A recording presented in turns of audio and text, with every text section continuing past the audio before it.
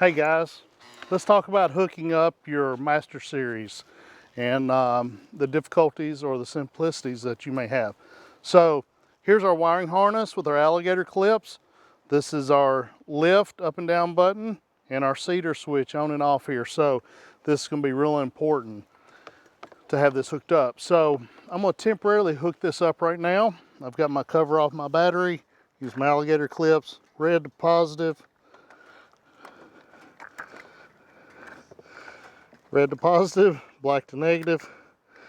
And this is a DC motor, so it shouldn't spark if you did that backwards. Now, what we got here is a coupling, ball hitch, and a drawbar. So a couple of things are happening here that can make this real easy for you. If you will take your pin out of your drawbar, got a little paper on this one.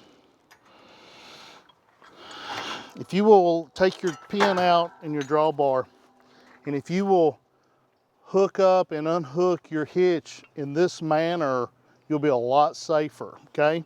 Now, the way the system is designed is to transfer weight so that you get maximum penetration in your dirt. There's a lot of pressure on that ball, so be careful. This could hurt you, it could pinch your hand. My four-wheeler has low clearance. I have pinched my hand more than once. I'm telling you not to do that, be that. My dad used to say, do as I say, not as I do. Think about it, safety first, okay? So, keep my four-wheeler neutral. It's really better to do this with two people, but you don't always have that luxury. And so I'm gonna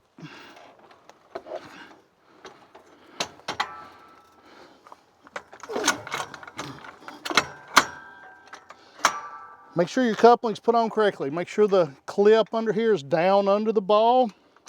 Make sure this pulls down tight. It's better to put a pin through here. I have had these bounce off, but they're not designed to do that, but make sure it's on there correctly. Bring your drawbar up. Your pin, don't lose these. I always have extra. I have a ton extra because I've lost a ton of them. Put that back in. Put that on. It's that simple to hook up. In just a minute, I'll show you how to unload it. Okay. So next thing we're going to do, we're going to secure our wiring harness. We're going to put it in a real good location. Mine's got a perfect little spot right here.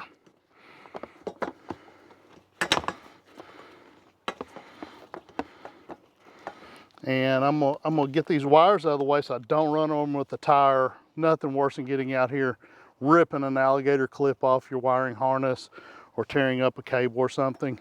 Make sure it doesn't hit your muffler, burn a hole in it. Just be smart. Okay, now that we have everything hooked up, guys, we're gonna lift our system and go over to the plot where we're gonna disc.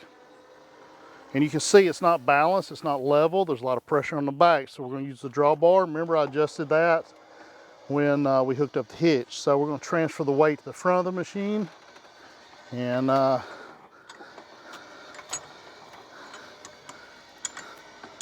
we got the wheels off the ground. I'm going to tighten the drawbar up. This is going to be my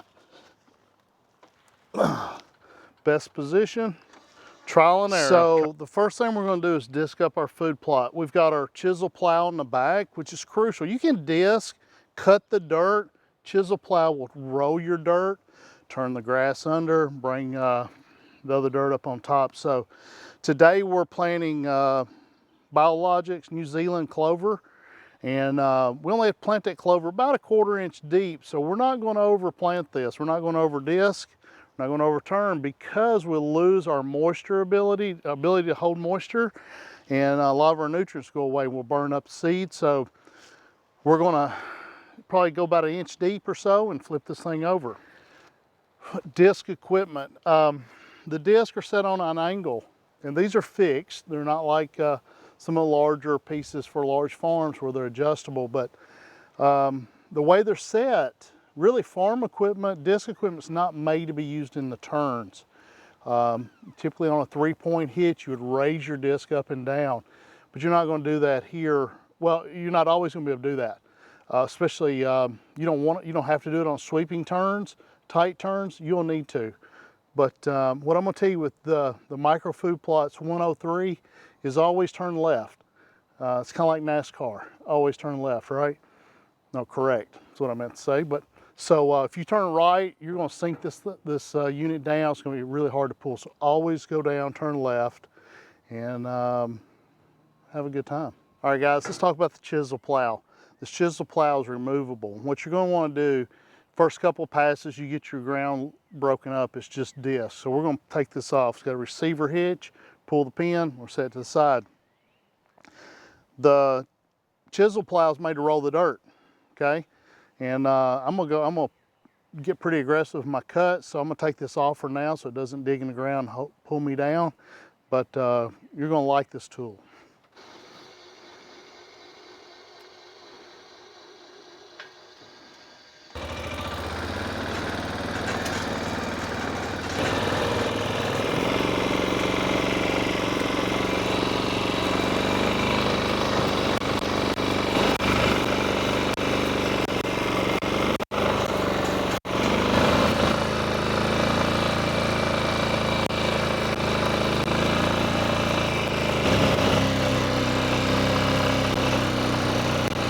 So I put the chisel plow on the Master Series and I've tilted the unit back a little bit. I'm not going to be quite as aggressive with my disc this time.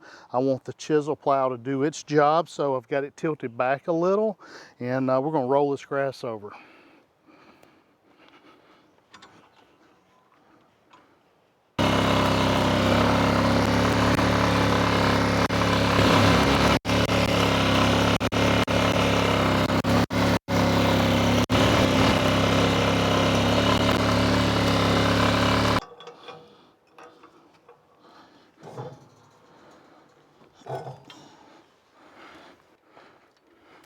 So inside of our seed box here, guys, we've got our distribution rate, and today we're working with clover, and this says 10 pounds per acre. You read your bag. I'm more of a 6 pound, 5 to 6 pound guy, but again, I like a little extra in the seed box. So we're gonna set on gate setting 1. We're gonna run around 4 miles an hour and put the seed out. So enjoy.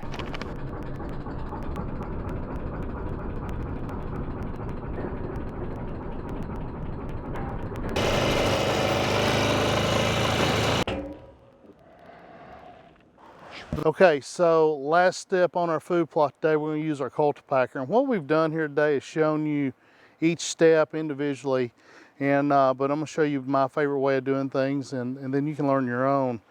But we're going to flip our cultipacker over next, pack down our dirt a little more. What I've done, I made a couple passes through here with the drag just to break up the big clots. It's just something I like to do a little extra step. So we're going to adjust our drag so that it's not dragging under our cultipacker, and so we're going to shorten the chain length up a little bit, bring it up here.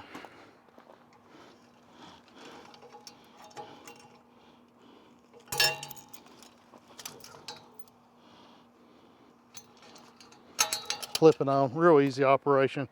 Then we're going to bring the cultipacker over. This thing's pretty heavy. It's always fun when you have a helper, but today I'm on my own, so here we go.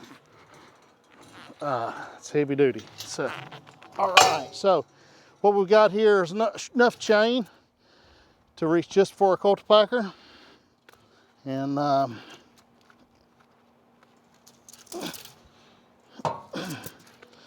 so we're going to finish with that. Now,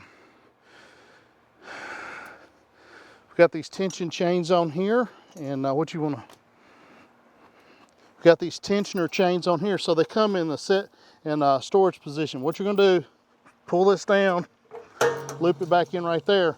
It's going to keep your cultipacker planted, keep it from bouncing, add some more pressure to it.